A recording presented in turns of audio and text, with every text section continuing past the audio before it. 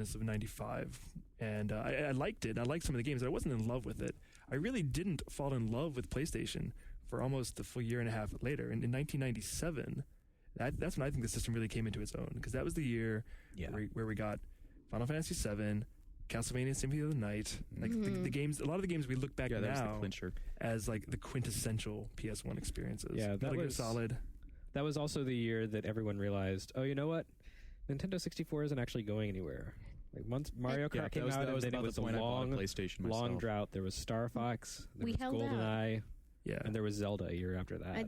It wasn't good. Totally waited, hoping. I was like, come on, have some. And after Quest 64 and the pain, Oh my God! And I played through it. We finished it. Moment. Yeah, and that broke me, and that was it.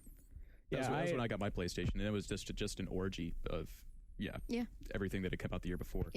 Yep, pretty much. Yeah, I was a Nintendo owner at the point. I wasn't necessarily a Nintendo fanboy. It's just I could only afford to have one system. Sure. And I liked the Nintendo NES, and I liked the Super NES, so I was like, okay, I'm sure the N64 will be just as good.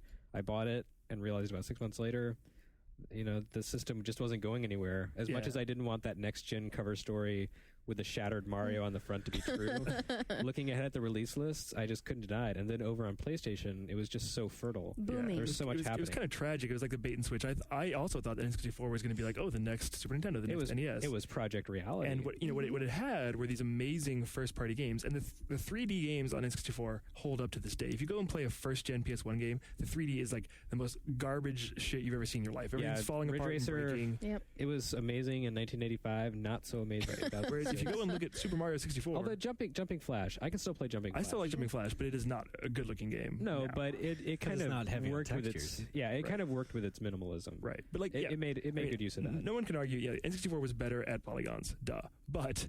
It was. I don't know. I really think late PlayStation graphics hold up much better than any N64. Well, yeah, I mean, if you look at like Vagrant Story. Yeah. Chrono Cross. Yep. The people who really... Metal Gear Solid even. The people who got PlayStation made it work so much better than anyone managed to do with N64. And that includes things like Majora's Mask and Perfect Dark that had the RAM expansion packs.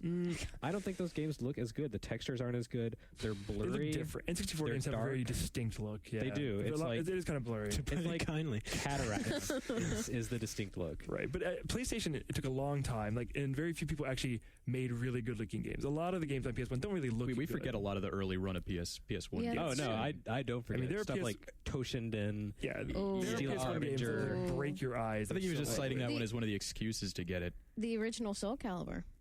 How about that? It looked okay. Soul Blade. Yeah. Yeah, I was going to say, do you remember